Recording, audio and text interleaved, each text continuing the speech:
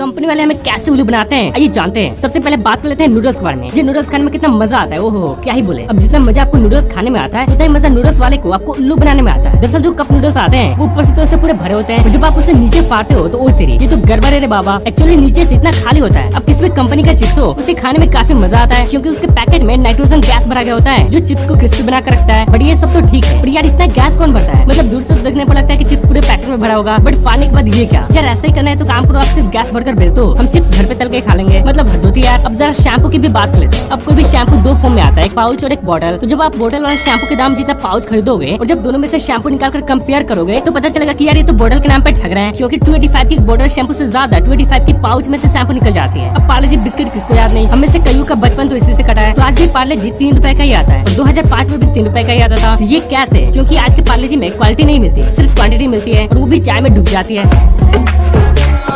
काश में दिखने वाली ये चीज आखिर क्या होती है? यकीन मानो ये बचपन के हम सबकी one of the hardest mystery में से एक थी। बट डोंट वरी, आज फैक्ट फैक्ट इसको क्लियर करेगा। एक्चुअली हमें जब भी बचपन में ऐसे दिखते थे तो हम सब सोचते थे कि हमारे सामने आकाश में ये कीड़े कहाँ से आ गए। पर असल में ये कोई कीड़े नहीं हुआ करते थे और न ही आकाश में दिखते थे, बल्कि ये आपको आपका आँख ही दिखाता है। एक्चुअली होता क्या है कि हमारे आइज में विट्रियस नाम का एक फ्लूइड पाया जाता है जो पूरे आँख में फैला होता है। पर जैसे जैसे हम बड़े होते हैं ये फ्लूइड काइंड ऑफ डिग्रेड होने लगता है और कहीं कहीं इसका ढेर बन जाता है जो हमारे रेटिना पर कुछ ऐसे शैडो डालता है जिन्हें आई फ्लोटर्स कहते हैं। अब जो फ्रीज होते हैं वो बाहर से तो अलग अलग कलर के होते हैं, बट कभी आपने सोचा है कि सारे फ्रीज अंदर से वाइट क्यों होते हैं? मतलब कंपनी वाले चाहे तो अंदर दूसरा कलर भी डाल सकते हैं पर ऐसा नहीं करते। तो ऐसा क्यों? तो वो इसलिए बिकॉज हम सबको पता है कि व्हाइट को छोड़कर बाकी सभी कलर्स हीट को एब्जॉर्ब करते हैं। इसलिए अगर आप फ्रीज के अंदर कोई भी डिश बनाकर रखोगे तो अगर अंदर व्हाइट के अलावा कोई दूसरा कलर होता तो हीट को एब्जॉर्ब कर लेता, जिससे फ्रीज के कंप्रेसर को ज्यादा देर तक चलना पड़ता उसे ठंडा करने के लिए, जिससे ज्यादा एनर्जी कंज्यूम होती। इसलिए ऐसा ना हो इसलिए फ्रीज के अंदर सब कुछ व्हाइट होता है। और एक दूसरा रीजन ये भी है कि व्हाइट वाली चीजों पे गंदगी जल्दी दिख जाती है जिससे सफाई करने में आसानी होती है।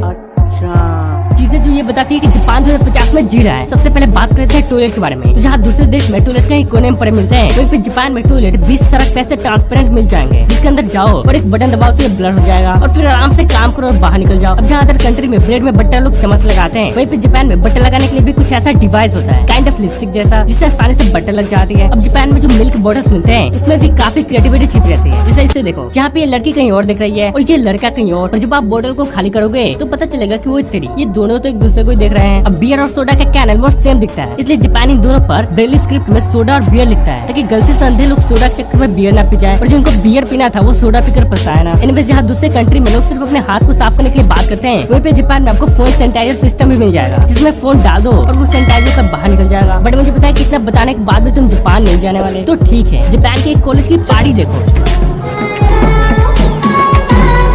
गाड़ी स्टार्ट कर।